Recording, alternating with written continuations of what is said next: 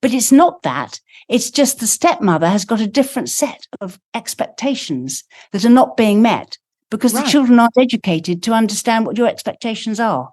Right, because their partner, the bio parent of the child, has different expectations for their children. Indeed. You're listening to the Nacho Kids podcast, where we discuss all things step-family related. Real stories, real people, real help.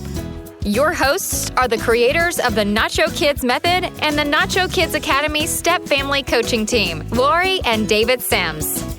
Welcome to episode 233 of the Nacho Kids podcast. Oh, man. Holidays are upon us. They are. And with those holidays come holiday stress. Yep. And just remember, give yourself and your significant other, and even the kids, a little extra grace this time of year. Mm-hmm. We do want to tell all of our listeners in the U.S., we hope you have a very, very happy Thanksgiving and eat lots of turkey. Gobble, gobble, gobble, gobble. You know, your sister doesn't like turkey, David. Really? Yeah, on the group chat, she's like, what kind of meat are we having for Thanksgiving? Anything but turkey, and then put the vomit face. Okay. I like turkey. Yeah, I don't have a problem with it. Apparently, we're having chicken. Oh. I'm sick of chicken. It's the cheap turkey. Chicken, the cheap turkey. It's the other turkey.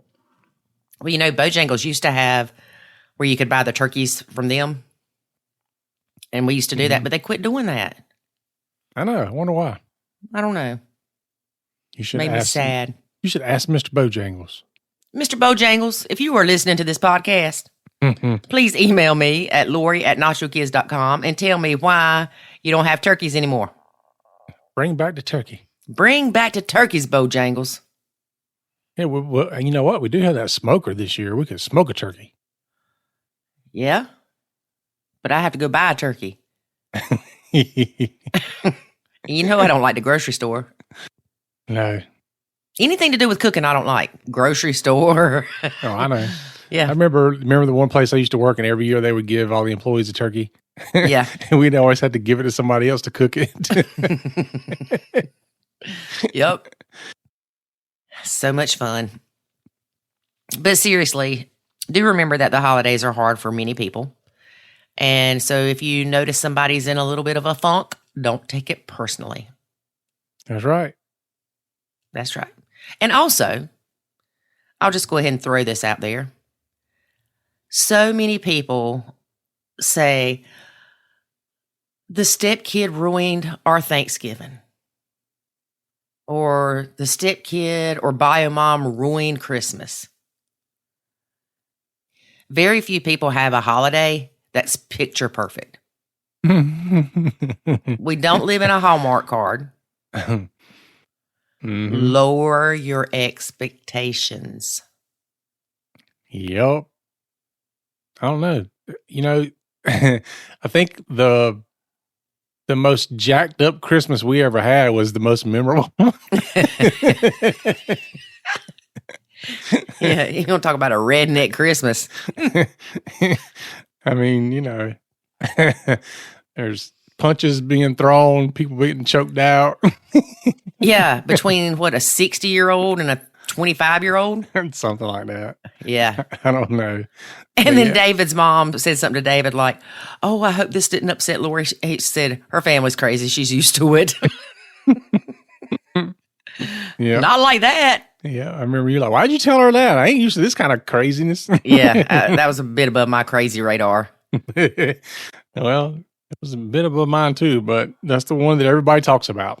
Yep, that is definitely going down in the memory books. We had 49 years of just Hallmark Christmases, as you would call them, and then one crazy one, and that's the only one everybody remembers. Yep. That's true. And look, if you are like I am and you don't like to cook, there are some restaurants that are open on Thanksgiving.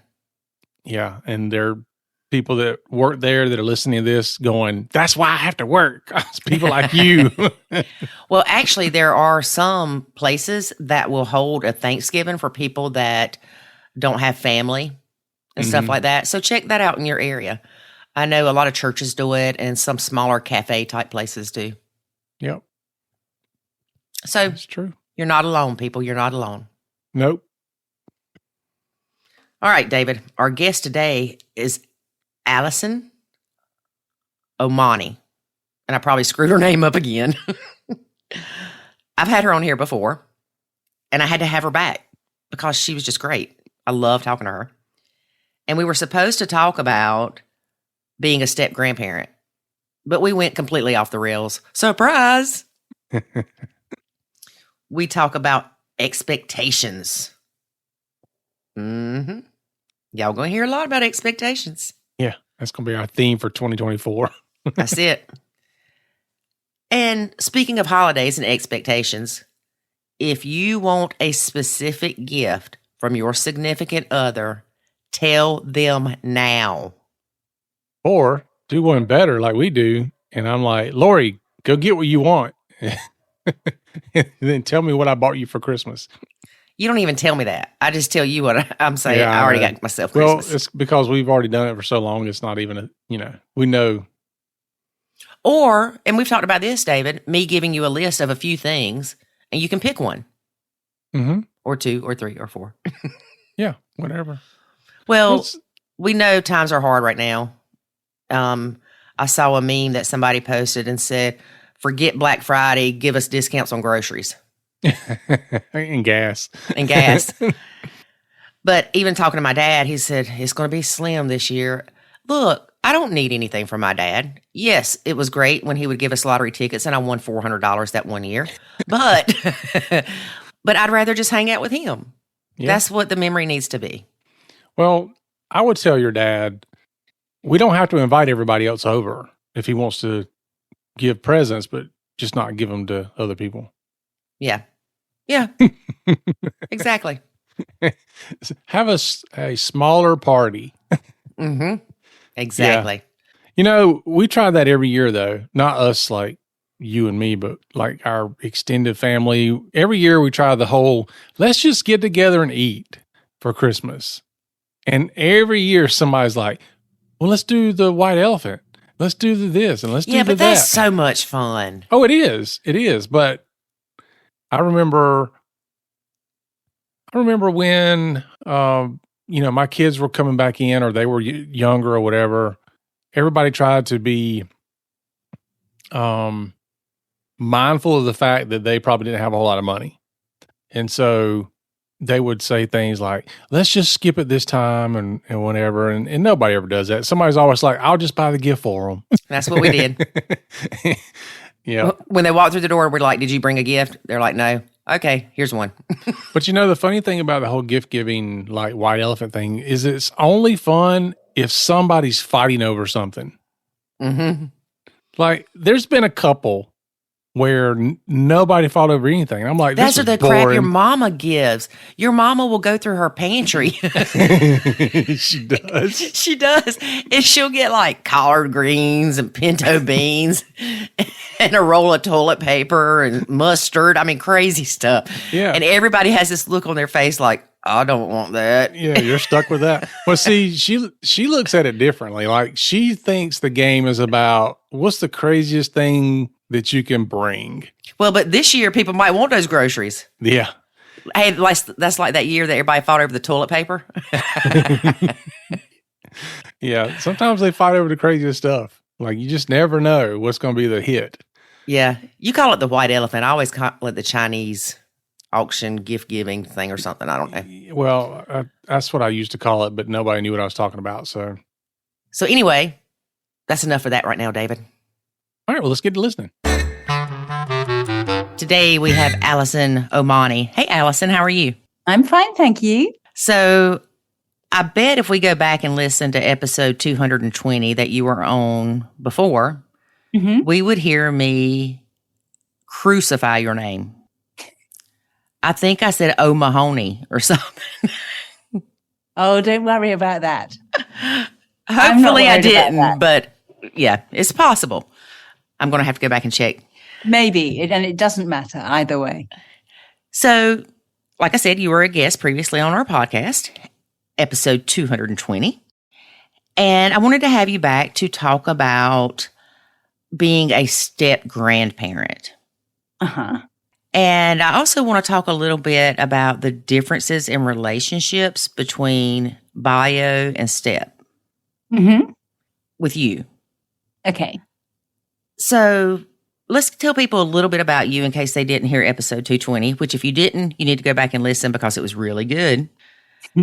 So tell us how long you've been blending, what age the kids were when you came into their life, their ages now, and how many steps and bios. That'll be a good start. Okay, so I met my husband in 1994, and we married the following year. He was a widow, and he had 2 children. The eldest, a boy, was aged 8, and the girl was aged 4. And she was 5 when I married my husband. And then a little while later, I had 2 sons of my own. So that was in 1998 and 1999. And my stepson is now 37, and my stepdaughter is 33, and my 2 sons are 25 and 24. Okay. So you meet this man, and he has kids, and his wife has passed away. That's correct, yeah. A lot of people would shy away from that just because of him being a widow. But your mom passed when you were young. That's correct. That's correct. So you felt you could help them a little bit through this journey. Well, in fact, you're absolutely right, Laurie, because that's exactly what attracted me to joining the family. You know, it's like I really wanted the opportunity to, in a way, put right what I couldn't put right when my own mum died young. And I had a stepmother who joined my family, and I had 4 younger brothers. So we were quite a large family, and my stepmother joined, and she found it really hard, and we didn't make it easy for her. But I always felt that it could have been done differently. And if it could have been done differently, she and we would have had a totally different experience. So when I met Simon, I really felt that this was an opportunity for me to put right what I hadn't been able to put right in my family of origin and do it differently. Yeah. Well, and you probably in some way felt like you wanted to make up for them what you didn't have. Absolutely. And I felt that we as a family group with my own stepmother had really lost out, because if only she'd been able to do things slightly differently, we would have had a very different experience. And I wanted to do things differently in the next family so that my stepchildren would benefit and not struggle like we had when I was a child. And do you feel like you've accomplished that? I do, but I will say that it wasn't anything like as easy as I thought it was going to be. I had thought it would have been that it was plainly obvious what needed to be done, and my stepmother had missed the clues.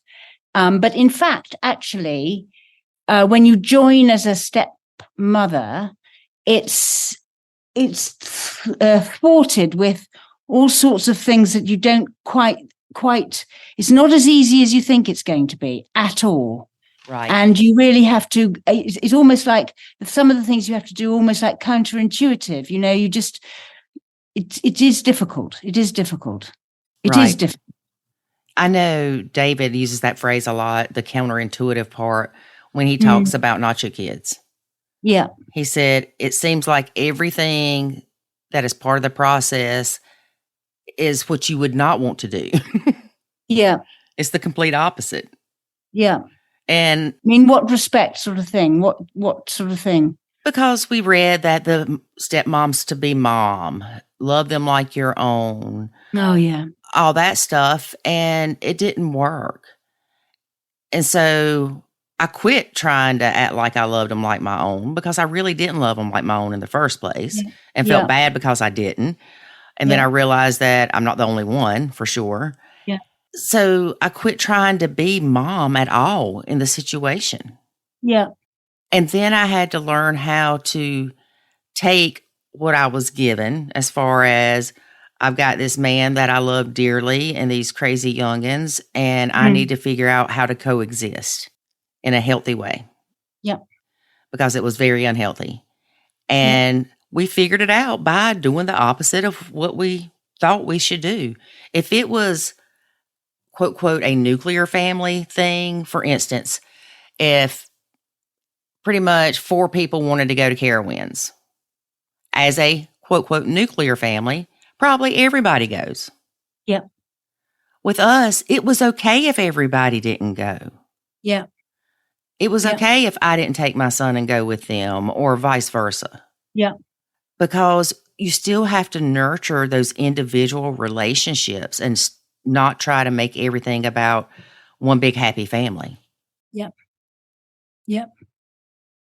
I mean, I think that what you've said is an incredibly important point, because I'm really interested in this business about not loving your stepchildren at the moment, because we are not predisposed to love somebody else's kids. Yes. When we give birth to children ourselves, we have all these hormones rushing around our body, making us into sort of these mother carers who nurture their own child. But that doesn't mean to say that somebody else who comes into the family later is going to feel the same way. Right. In fact, it would be more strange and more unusual if they did. And that's a classic example of a step-parent difference or issue, because you think you're going to go into the step family and love them, but actually your head can't dictate how you feel, and you don't feel that love for them, and then you've got a problem because you're in the family, but you haven't got the nurturing and the hormones to help you. And why would you love somebody else's kids on demand? Right. And you're lucky if you tolerate them, much less love them. Indeed. And so the assumption can be that you're going to, of course, you're a nice person, you're going to love these kids, but you find you can't. Now, I find that you can learn to love them, and and love does exist, and you do end up with a relationship which is second to none. It's like irreplaceable. It's superb. But it doesn't come from starting by thinking you're going to love the kids. If you start from there, then it's based on a relationship of dishonesty. And the only place you can start learning how to love each other is from a place of honesty. And so when, as you did, you decide you're not going to love them, you're going to be real about it, that is the honesty that can then, from there, the relationship can build. If you can be trusting and respectful and kind, and as you say, treat them as individuals. Nobody has to do all the same things. You treat them, you do things separately, you build a relationship separately, then it can be a true relationship of love, but not by starting and hoping you're going to love them from the outset, because why would you? Right. And I only have one child, so I can say this very easily. I feel like if most parents are honest, like truly 100% honest, they have one child that they have a stronger relationship with, which could be equated to loving that child more. Yeah. It's different types of love. And you bond differently with different people, and it's a natural thing. It's not in your control. It's Yes, not because like you intentionally say, I'm going to love this kid more than this one. Or I'm going to get along better with this kid than this one. you love them for different things, don't you? Right. My understanding is that what I felt about my stepchildren was that they also knew that they didn't love me on demand. Right. So, in fact, it all just ends up being one huge pretense. Mm-hmm. People say, love you, and you're expecting them to say, love you too. It just couldn't be further from the truth. It's not realistic. It's not a place to start. I mean, it's a relationship based on total dishonesty. Yes. And actually, it can be quite insulting. It can be quite angry making. Mm-hmm. If you feel as though you're having to pretend to love somebody, that must be awful. And yet this whole step family thing is set up to sort of try and mimic a sort of original family. And you're much better off not doing that. Right. Exactly. I feel like if most people could have that mentality going in, there would be so many less separations in blended families. If you're getting into a blend, if you can go in with the same behavior towards those kids that you have while you're dating their parent and never have nuclear family expectations, your life will be wonderful. But you need to grieve those nuclear family expectations if you do have them. But having those expectations is what sets us up for disappointment. Yeah. And if I never expect the kids to love me, if I never expect the kids to tell me thank you when I do something for them, then I'm not disappointed and I don't have resentment, because your own kid can do those things, but you have those rose-colored glasses on and you see it differently. Yeah. Undoubtedly, it's the expectations. The moment you have an expectation, you're setting yourself up for disappointment. Amen. And therefore, it's the expectations that can be at fault. And if you don't expect it, you'll be so much better off. Right. It's true. It's true. We've talked about how, because I've said that before, and people will say, I'll say, you shouldn't have expectations in the blend, or you shouldn't have expectations of your stepkid, right? And of course, some people were like, oh, you have to have expectations. What kind of chaos is that if you don't have expectations? And I said, okay, I expect that my stepkids won't murder me in my sleep. That's about as far as I'm going. Because any other type of expectation, it not only creates disappointment, it creates anger. Yes. Yes. And deep-seated anger that piles up. And you can explode like a volcano because the cereal box has been empty 20 times. Yes. And that's not worth losing your sanity or your relationship for. And I am a big person, since I've learned this whole nacho thing and grown through the process, I am a big proponent of that I'm not going to let a cereal box steal my joy. No. If I need to be mad about it, I will give myself a time. And it's funny, I started off with 5 minutes. Set a timer on your phone for 5 minutes, and you can't do anything but be mad. Yeah. That whole 5 minutes. Yeah. You realize what a waste of time it is. Yeah. Yeah. And then eventually you're at 15 seconds and going, I'm good. Yeah. But you can feel it and be mad. But I have control over if I let that box upset me. Yeah. But the expectation is that if a box is empty, somebody else will throw it away. Simple expectation, right? Yep. And perfectly reasonable, you'd have thought. Right.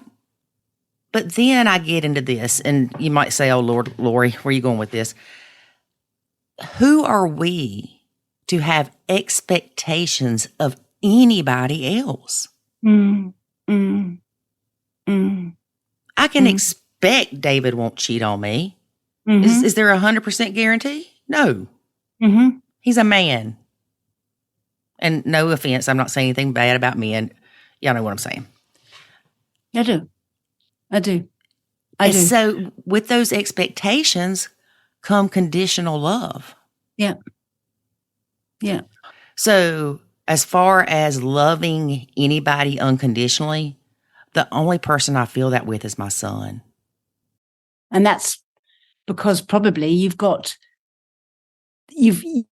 had the nurturing bond with him right from the beginning. Right. I'm reading a book at the moment about, I'm not quite sure how you pronounce it, but I think it's matriarchs.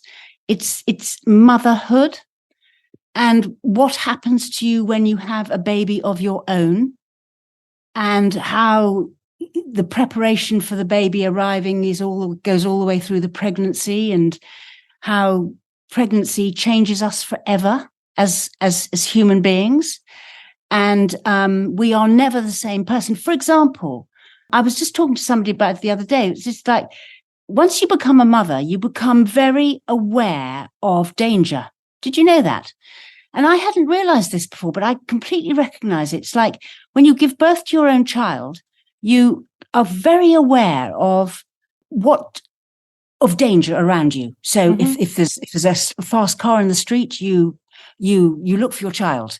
If there's something that they could hurt themselves on, you're on the lookout for it. Right. And you've got a sort of heightened sense of sort of caring for them. Yeah, because your mind has already pictured the worst that's going to happen if you don't intervene. Exactly. And you're sort of, you're almost sort of that whole thing when you give birth to your own child, whereby suddenly this human being is almost more important than you for a while. I mean, just while you go through the mother bit, it's like your job is to make sure that this child is safe in this world, and this child is going to grow. And the thing is that what's so interesting about that is that this is a huge thing that's been very under-researched all over the world. And everybody knows about how adolescence changes you, how the different life stages change you, how the terrible twos are different, et cetera, But there's this one stage of our lives, which is becoming a mother, that completely changes us, and it's hardly been researched at all. And when you've read this book, it's you sort of understand how actually it's perfectly understandable that trying to be like this with stepchildren when you haven't been through the process, you don't stand a chance, because it's just totally different. Right. Yeah. And again, it's not a diss, we'll say, against stepkids. Of course not. It's just reality. It's the reality. And you can get there another way, but just by not the way you think you can. Right. I was talking to somebody else the other day, and she was saying that because of this dishonesty in a relationship where you're supposed to love your stepchildren, she cannot stand anything. Holding hands with the stepchild, looking the stepchild in the eye, everything is just hugely difficult for her because the relationship is based on a lie. Is it a young child? Yes. Sort of before the age of 10. And she would be attacked by other stepmoms, which makes me angry for not loving a kid. How dare you not hold that kid's hand? They need blah, blah, blah. Yeah. They're asking for you to love them. And look, I get it. That woman don't like feeling that way, but she does. But you know what, Laurie, what could change that is her being honest and the child being honest. And then if you got into an honest relationship, you could immediately look somebody in the eye. your warmth towards them changes because you're honest. Right. Yes. Now, let's talk about that for a second. Being honest with a child. Because some stepmoms will say, what do I say to little Susie when she wants to hold my hand or she wants me to do all this stuff with her? What can I say or how can I say it to where I won't hurt this child's feelings? What I think is, in answer to that question, is you don't start from there. You don't start having that conversation when the child wants to hold your hand. Right. So if the child wants to hold your hand, you make a decision. You go, not now, whatever your name is, not now. I'm just, whatever. I want to have my hands in my pocket or whatever. Or you hold the child's hand. But my reckoning would be is not to have that conversation at that time, but to have the conversation at another time and say, can we have an honest conversation about this? Because I think it's more sensible to have a relationship whereby we can look each other in the eye and know exactly how one feels about each other without it being in any way a negative or nasty. It's just the truth. And I think that we'll be better off like that. Yes, I agree. Now, well, do you agree? Do you think that's too hard? I don't think that's too hard at all. But I feel like that if you say to someone, and we'll say a child, Lori really needs some alone time. Lori needs some quiet time. Yeah. I need time to re-energize. Yeah. I don't have the energy that you have. Yeah. And create that space in the beginning. I've got a friend of mine that she was on my podcast. Yeah. And she talks about how she does that with her own son. Yeah. And her stepdaughter and her husband. Yeah. She needs downtime, whether it's a nap, whether it's reading in a book for a little bit, painting, whatever. She needs her downtime. And I'm the same way. Absolutely. And I think that's, as you say, as normal in an original family as it is in any other step family or anything. Right. And it's sometimes the kids won't want to be alone. Yeah. And I think it is being honest with them, but not honest to the point of you're getting on my last nerve. No, quite. Right. That's why the conversation needs to be taken away from the immediateness of what's going on, but had at a time when it's a good time to have it, as opposed to one when. Right. Because you want to figure out the discipline or punishment for breaking a rule when you're not angry, not when it happens. Exactly. What I would like to talk about is what you were talking about, expectations, because that's also interesting for me, because I think that so many expectations that we have as a step parent is based on our upbringing and what we think is good manners or the good way to be in life. And so many stepmothers have a problem because their stepchildren have been brought up with a different load of expectations. Mm-hmm. So we are forever coming up against a cultural difference between ourselves and our stepchildren. If they were our own children, we would have brought them up in a way where they would have met our expectations. Mm-hmm. I mean, you talk about cereal packets, but it's a bit like, it's our expectation might be that, when a cereal packet gets finished, they put it in the bin, or when the toilet roll gets finished in the bathroom, they take it to you and then you get a replacement, or whatever happens. It's sort of like, but when these expectations aren't being met all the time, then the stepmother can say, well, the stepchild doesn't know how to behave.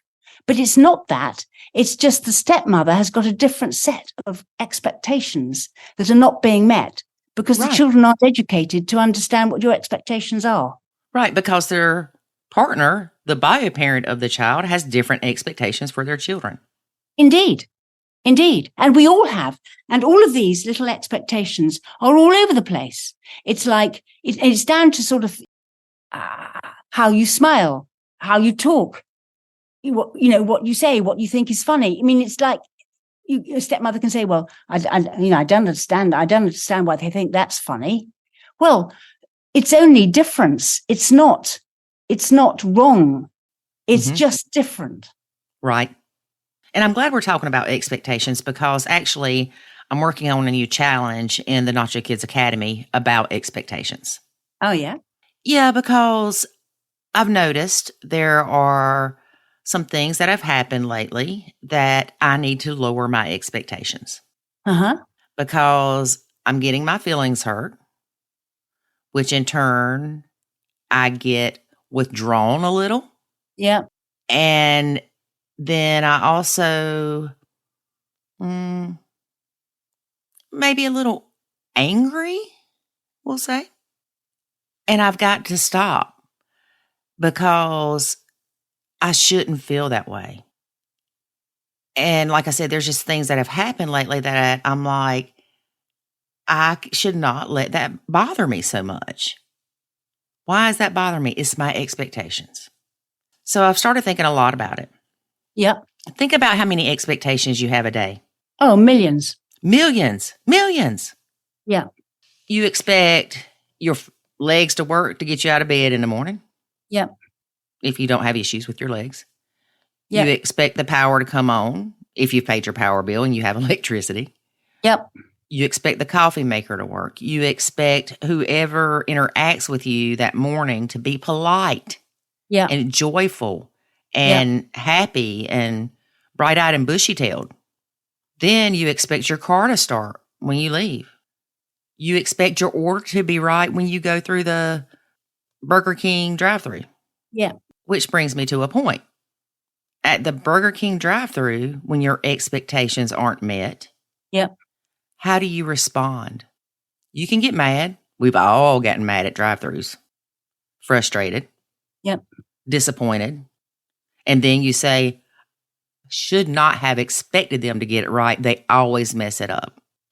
But you don't go crazy about it.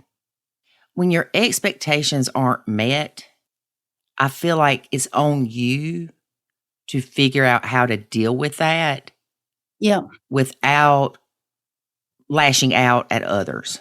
And that's what you're planning to do, are you, with when expectations aren't met in your step-family situation?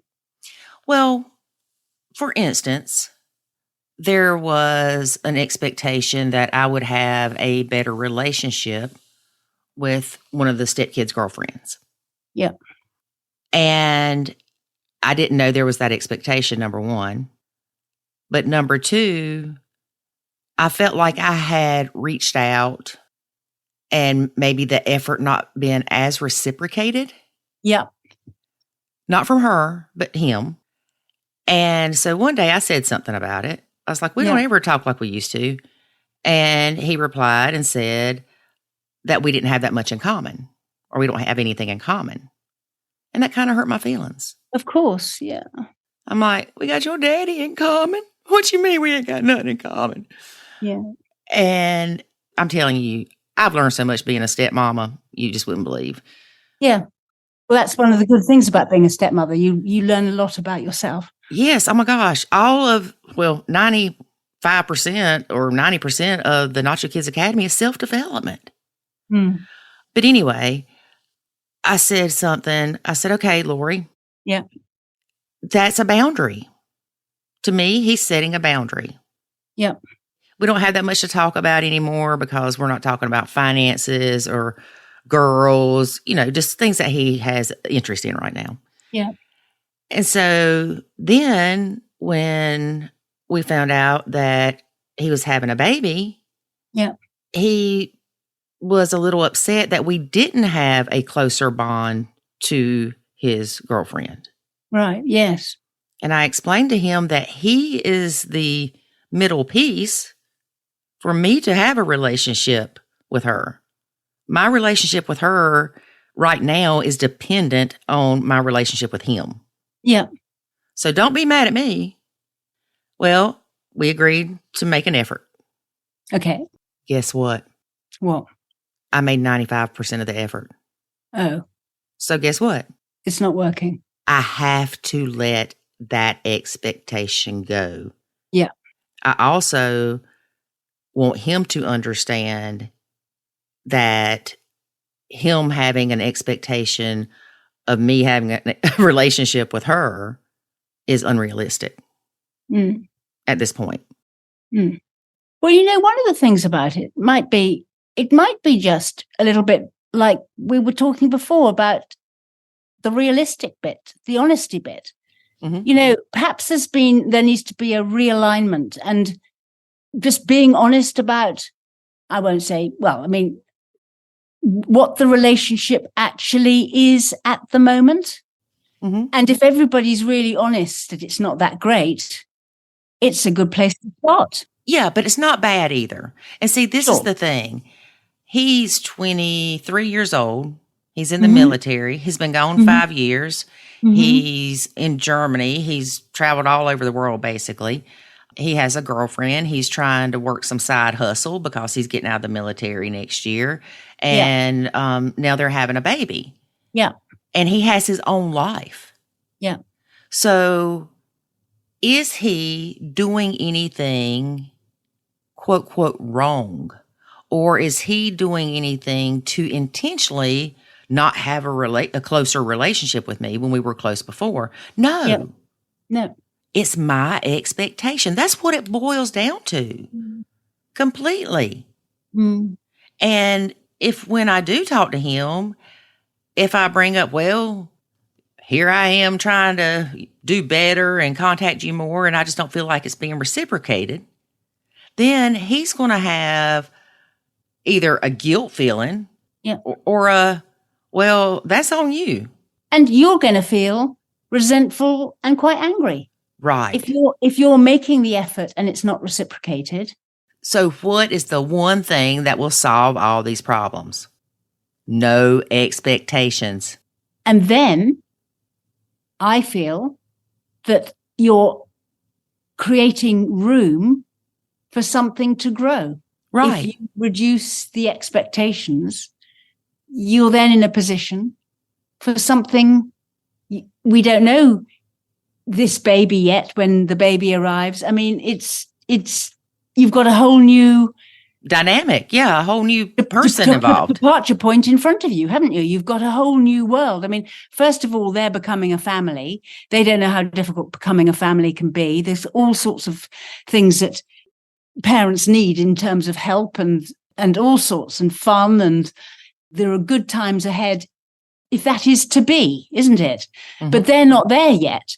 So so by lowering your expectations and not getting angry and resentful yourself allows for whatever is to exist. And then from there, new things can grow.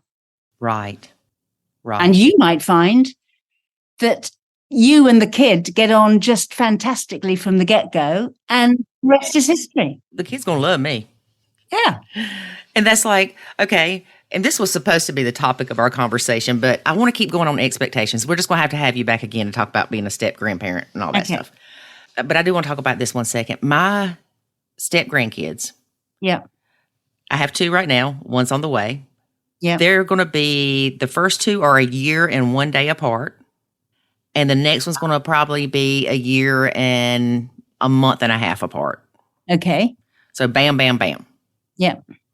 The oldest stepchild is the one that has the oldest grandchild. Okay. And one of the triplets has a little girl that she's 10 months right now. Okay. And then another of the triplets, the one having the baby next year. But anyway, I love these babies. I love them. But I will say, and this is no shock to anybody because even the baby's mom understands, I have a different relationship with the baby girl. She's younger, Mm-hmm. but a lot of that is because when the oldest grandchild was Yeah. born, he was sick a little bit. So they were very protective. He was in the hospital for a while. So we weren't able to build that bond with him No. that I had built with her. Yeah.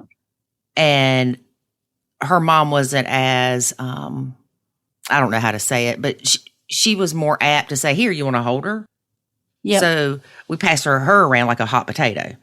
Yeah. So the relationship that I have with these step grandchildren right now is different. How interesting.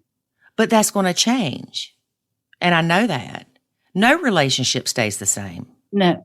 And Kay and Avery and the oldest grandkid have moved back in with us for a little bit. So I am getting to bond with him more. Yeah. And I'm getting to see him laugh and start talking and all this great stuff. Yes. My relationship with the step grandkid is not based off my relationship with the step kid. Yes. Yeah. It's different. It's independent. Right. And I know that Gideon, the oldest, will know that I'm not his real grandma because there's no qualms about it. Yeah. And when I say real grandma, no, I ain't your real grandma. I am not your biological grandma. But you know what? That makes me more awesome. It sounds cute. Well, I wondered about this when I knew that Kay and Avery were going to have a baby and that Ethan was going to have a baby, about how I would feel as a step grandma. Now, I'm going to tell you how I feel about these babies, no matter how much I love them. I love them. I know when Jackson has a baby, it'll be different. But here we go with those expectations of you're supposed to love them all the same. But there's like that biology to it. Like you said, that book you're reading. Yeah. But you have these expectations of what will my relationship be like with these step grandkids? Yeah. I had none. None. Yeah. I don't expect them to love me like they do their own biological grandparents. Yeah. Do I think they will? Pretty darn close to it. Again, it boils down to the expectations. Yeah. Now, also, if we're talking about expectations, what expectations do other people have of you? We talk about our own that we have of other people. What expectations do people have of you? Yeah. So, Alison, what is an expectation that you feel like somebody had of you today? That that I would be reliable. Right. I expected you to be on this Zoom call. You did. I did. Yeah. No, that's. I mean, I reckon that we're always trying to meet the expectations others have of us. Right. Some of us. Those step kids aren't those some of us. No. They're not trying to meet your expectations. Because they really probably don't even know what your expectations are. Yeah. As a step parent. And they're getting conflicting information between bio parent and step parent. Yeah. Yeah. Mm-hmm. I mean, I think that with my stepchildren now, we have a pretty good idea of where our expectations of each other's lie. And it's been a long fought number of years, and we are in a very comfortable place now. Right. So I think my stepson, who I saw today, and I saw my step-grandchildren today, and we have a set of expectations of each other, and we very much meet them. Mm-hmm. And so my relationship with my stepson now is extremely compatible. Mm-hmm.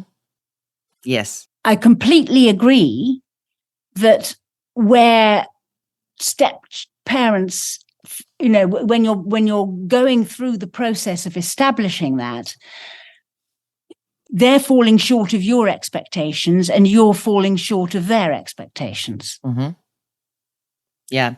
And that's one thing too, when you are getting into a blended relationship, once you've decided you're going to take this as a serious relationship, Yeah.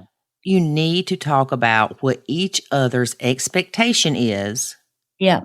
in this blend, meaning your role as a partner, your role as a step parent, your role as a bio parent, if there is one, because my role as a bio parent was to take care of Jackson's medical appointments. Yeah.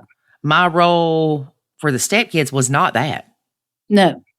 So you have to figure out where those roles are going to be, and you don't have to get that detailed, but you need to talk about what your expectations are, because if your partner expects you to do everything, then that's not going to go well. Yeah, and also you got to do more than that, because you there's a load of expectations where you'll be expecting something without expecting to have to talk about it.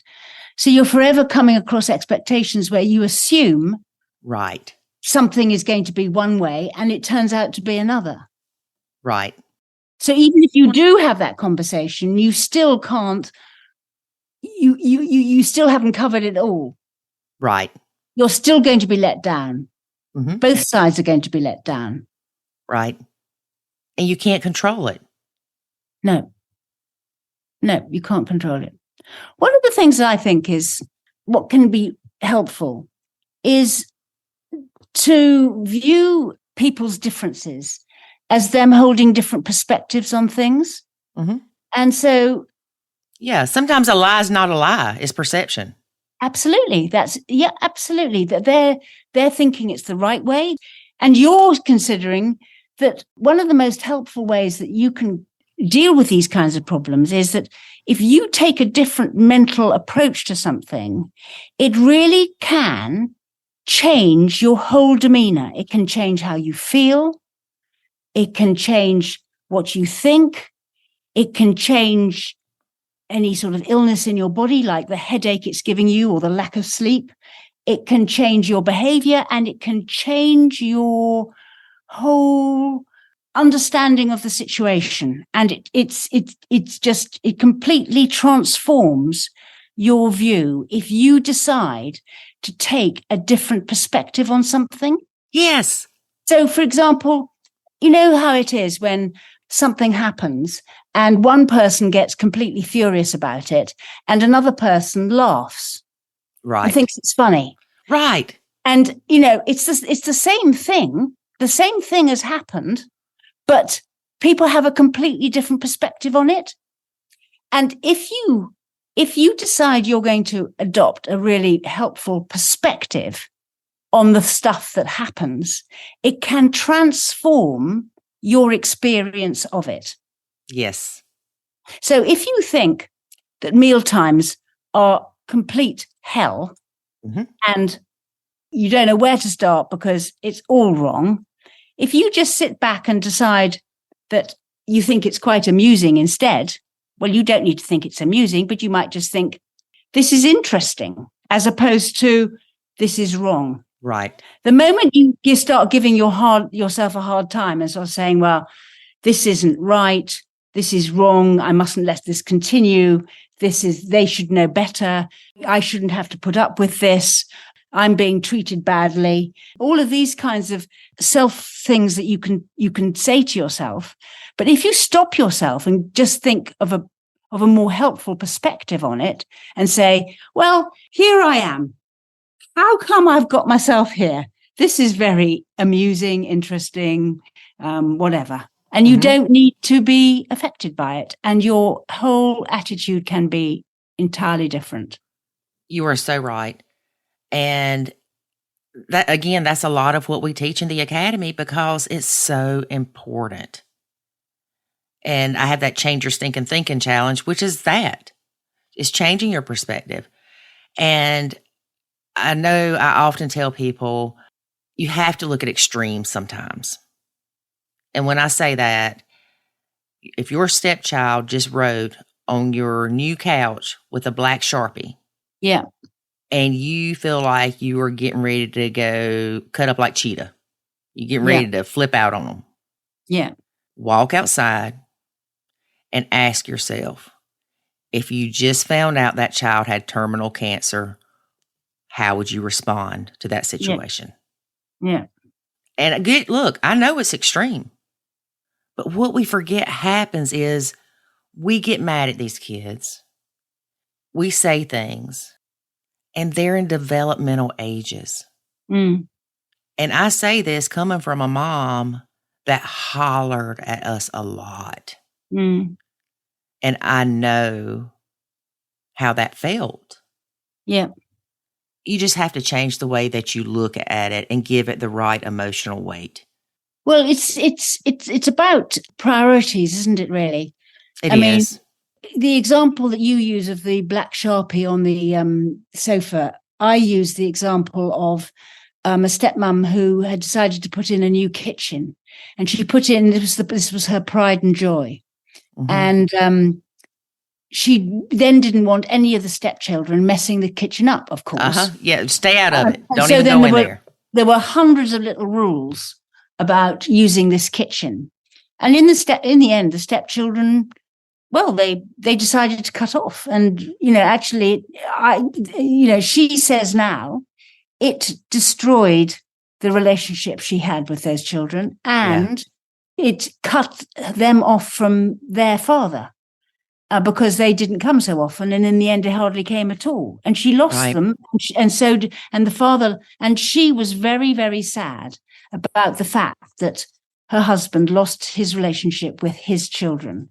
And a kitchen's a big thing. It's a bit like a white sofa with a black Sharpie. I mean, it's not nothing, is it? It's a big thing. Mm-hmm. But at the end of the day, is it worth losing the relationship with the children? That's the priority decision you've got to make. Right. Or the relationship with your partner. Yep, absolutely. So that has a message for you about life and living life and how much you're going to, you've got to guard against putting something so precious in your home. You're not going to allow the children anywhere near it. Right. I know we waited till the kids moved out to redo things. We got new floors, redid the kitchen, all this stuff. Yeah. One of them asked David, why did you wait till we moved out? He said, is that not obvious? We waited till you moved out because y'all would have tore everything up. Yeah. But then guess what? We got grandbabies. Yeah. And they throw things on the floor. Yeah.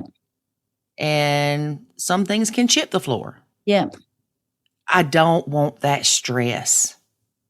And, I used to have some really big OCD issues. Yeah. I couldn't have them and live here. And I'm not saying everybody can just get over their OCD issues, but I realized it was my issue to deal with. Yeah. So if I had a problem with the shoes on the floor and David didn't, and the kids didn't, I should pick them up. Mm. Mm. And I know a lot of people are freaking out on me right now hearing that. Mm. But it is. If your partner does not have the same OCD issue, more than likely, they are not going to make their kid do what you need that kid to do so you don't have these OCD issues. You're not triggered. You can help yourself a bit. You can, I find that you can reorganize life a bit so that things aren't left all over the place if that's what you don't want. Right. You can help yourself a bit like that. You know what I mean? Mm-hmm. You don't have to put up with shoes left in the middle of the hall. They are left in the middle of the hall. Nobody seems to care about them. But if you sort it out in a way that you put a shoe rack in the front or outside the front door or something, then if things have a place, you can do yourself a favor, Right. And a lot of people will say, oh, but wait a minute. What about nachoing? Here's the thing. You nacho things that cause you stress. If you've got the stepkids that leave their shoes at the door and it drives you crazy. Yeah. And you ask their dad, hey, when you get a chance, can you move the shoes that are in front of the door? Yeah. You're not saying, move your lazy kid's shoes. I've told them 800 times. Anything like that. You're just saying, hey, honey, can you do me a favor? And when you get a chance, pick those shoes up. Yeah. They know their kids did it. They don't need you to tell them. Mm. And then if they won't do it, this is where you have to figure stuff out. Which is going to cause you less stress? Picking up the shoes and putting them where you want them to be? Yeah. Or leaving them sitting there?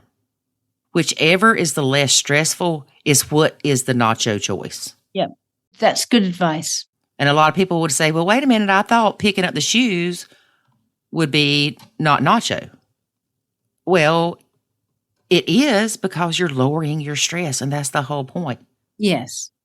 But most people will not even consider picking up the shoes.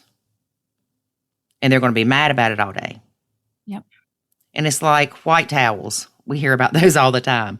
Yeah. If you have white, nice bathroom towels, and your stepkids leave them laying on the floor and they get stinky and they get stained, go buy some more and put them up for just you. Yeah, that's right. You can't expect, here we go again, you can't expect other people to take care of your stuff like you think they should. No. Just like you can't expect your partner to parent their children like you think they should. No, that's right. And the difference is that as a step parent, you don't have equal authority as your partner, because your partner is the parent of the children, but you're not. And so if you and they disagree about your expectations, then you don't have the authority. Whereas if their children were yours, you'd have equal authority. Right. Yeah. And so, for instance, too, back to the dream kitchen thing, there was this lady, she got a new car, told her husband she didn't want the kids riding in it. They wanted to go riding just to see the new car. He took them to McDonald's. They dropped a French fry in the car. All, you know what, broke loose when she found out. Yeah. And it was bad. And of course, I tried to talk her down, which I'm sure did not help any, because I'm trying to put into perspective. It's a car. It can be cleaned. Yeah. All this stuff. And you might can scream at your own kid for doing that. But you scream at your stepkid, they don't have that cushion between their heart when it comes to you because you're not their parent. Yeah. So it comes across as hate. Yeah. Because they don't know that they can trust you and love you yet, especially if you are acting like the evil stepmother and coughing out orders like a drill sergeant. Absolutely. Absolutely. And of course, if you are the parent, you have this connection. So you can be a lot more brutal in a way. But if you're the step parent, that relationship can be broken. Right. Well, Alison, I know I've talked to you forever already. We did not talk about what we needed to talk about, so we're going to have you back. Oh, okay. That sounds good to me. As long as you're good with it. This might just become the month of Alison. That's what I'll do. I'll save them all and have a month of Alison. Okay. So next time, we're going to talk about relationships with the stepkids. Okay. How you feel differently between them versus your own kids, and even them individually. Not in a critical way. You know that. Yeah. Yep. And being a step grandmother. Yep. And also, if you can, I'd like to talk about how you viewed your husband's parenting amongst the kids. Because your bio kids are your ours kids. Yeah, okay. So we'll talk about that. Excellent. All right, thanks. Talk to you soon. Okay. One thing that Alison says, y'all, I'm telling you, I love this lady, is we don't love people on demand. You can't make people love you, and you can't make yourself love other people just because somebody demands it. Like, you can't demand that I love your kids and it just happened. Mm-hmm. Okay, but I can love you on demand.